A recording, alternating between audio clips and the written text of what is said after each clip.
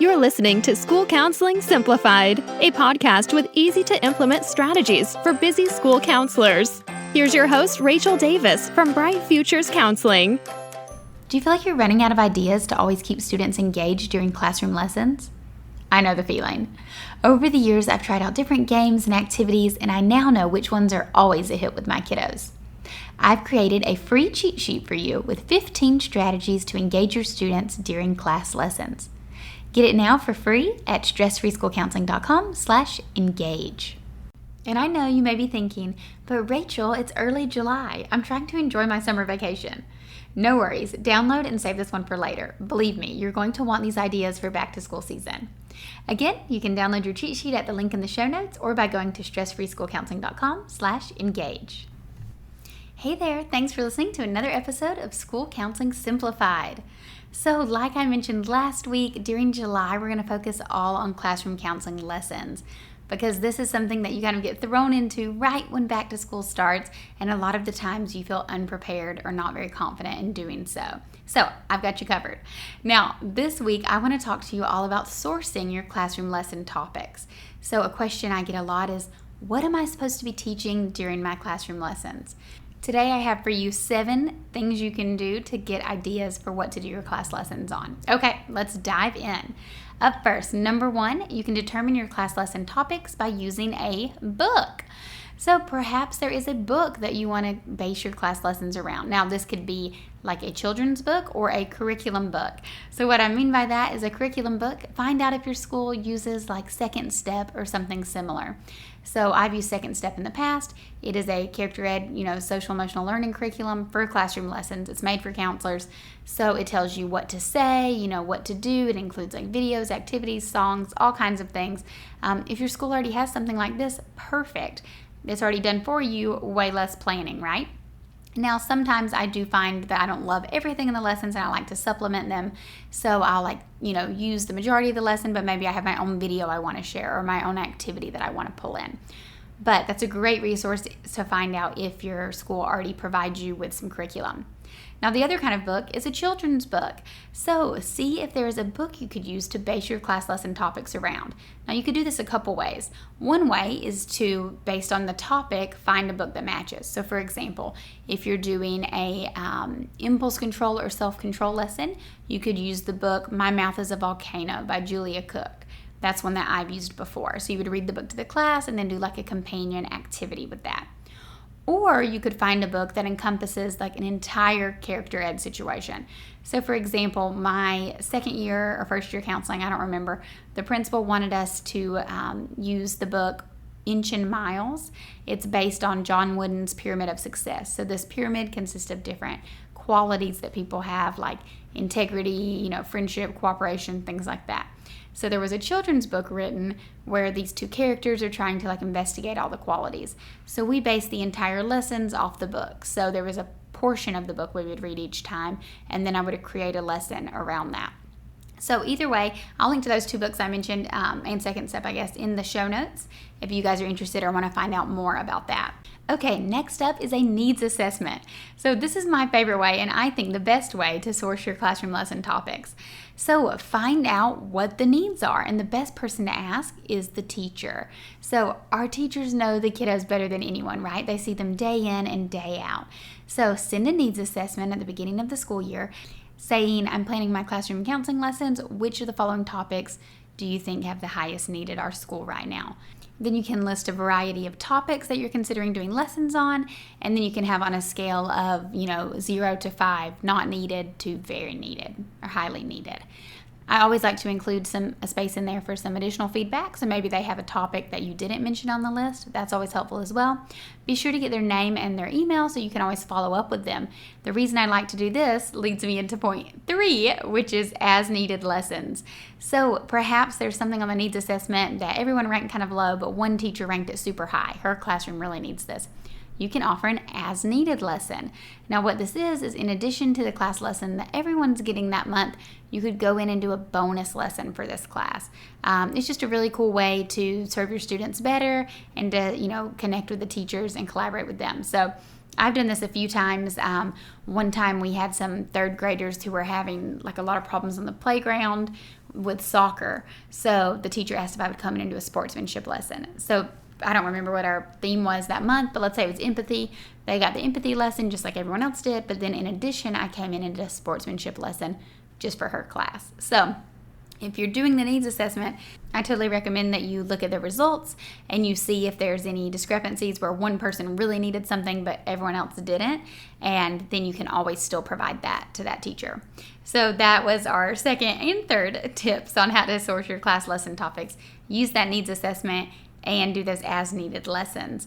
Now, I will link to a needs assessment in the show notes. I have a template in my store that you can download and edit it to make your own. Okay, next up for number 4 is a survey. Now, a survey is kind of similar to a needs assessment, but where a needs assessment is more formal and it's saying based on the following topics, what's the highest need you think? The survey is more getting feedback for the previous year. Now, even if you're a first-year counselor, you can still do this survey. You just want to find out what lessons they liked last year, what lessons they didn't like last year, what lessons they would like to see more of this year. So it could be literally 3 questions. Maybe they didn't remember any of the lessons. Maybe they said the counselor didn't come in to do lessons. Maybe that counselor was you. Maybe it was someone else. I don't know. But it's good feedback, right? This is a little more informal, and you can just find out which lessons they liked and which lessons they didn't like. Now, this is helpful because you could go back and see that type of lesson. So let's say they didn't like your Meet the Counselor lesson, and your Meet the Counselor lesson was like a super interactive one. Maybe they didn't like it because they felt like the kids were, really crazy afterwards or something. I don't know. This is just an example. Well, then this year when you do your Meet the Counselor lesson, maybe you try to switch it up to like a game show or something more chill. Or maybe they really liked the way you did an interactive scoot game for one of your self-regulation lesson. So this year you could try to do more scoot games because you're getting that feedback. Now, you could combine this survey with the needs assessment. I know some people only send out needs assessments every other year. Maybe you're doing the survey every year. You could combine them into one form, or you could just do the survey to have a quick, 3 questions, so it's not as labor intensive to answer as the needs assessment. Obviously, you know me, I think both are great, but that is how you would do a survey. Okay, for our 5th tip, I have seasonal lessons. So when you're sourcing your classroom lesson topics, think about the season. Now, I'm not saying you want to make these holiday specific because we know not all the students will celebrate the holidays, but just think about things like, Valentine's Day, February, we're generally thinking about love and friendship or kindness. Those would be great ones. And this is just for fun. Like if you have to do friendship and kindness lessons anyways, you might as well do them in Valentine's time. Or Thanksgiving gratitude lessons around that time of year are always good. Or back to school, a self-control lesson is always good to kind of remind students of the norms and expectations. In January, at the start of the new year, you could do a goal-setting lesson, things like that. I also like to do this with awareness holidays. So for example, Bullying Prevention Month is in October. So for every October, I always focus on bullying prevention during that month. Or maybe there's another awareness holiday during a different month and you want to, focus your lesson on that. So that's a good way you can look at holidays and awareness trends and look at the seasons and figure out when's the best time to do which lessons.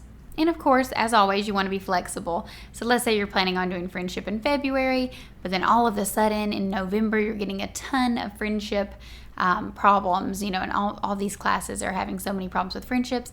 Maybe you do friendships in November and then you do gratitude in February. It's not a big deal. Just me as a planner, I kind of like to, keep those things in mind when I'm planning, and then it can be fun for the kids. Okay, next up, we have referral data and deficits. Your principal's going to love this one. So talk with your admin and figure out where there are deficits at your school. What is the referral data showing? So what I mean by that is kids are referred to the office, right? They get write-ups or, different referrals for different things. Find out what those are for. Perhaps a lot of kids are having self-control problems and they're seeing the principal over and over again for impulse control issues where they're, lashing out at other students. Then we know we want to do a self-control lesson. We can then use this lesson as a metric to kind of see how the students are, how the referral numbers have decreased or increased or stayed the same as a result of our lesson. So this is a cool way to base it on data and then to track the data to measure the improvement. Now, you could also do this for attendance. So if you're seeing that there's a lot of problems with attendance, well, then you can do a class lesson on the importance of attendance, something like that. Or maybe the principal's seeing a lot of referrals for relational aggression incidences. There's drama going on, a lot of gossiping, spreading rumors, things like that. Then this would be a good way to determine, okay, well, you've had 10 referrals this semester for these related incidences. I'm going to do this lesson this month, and then let's see if they go down.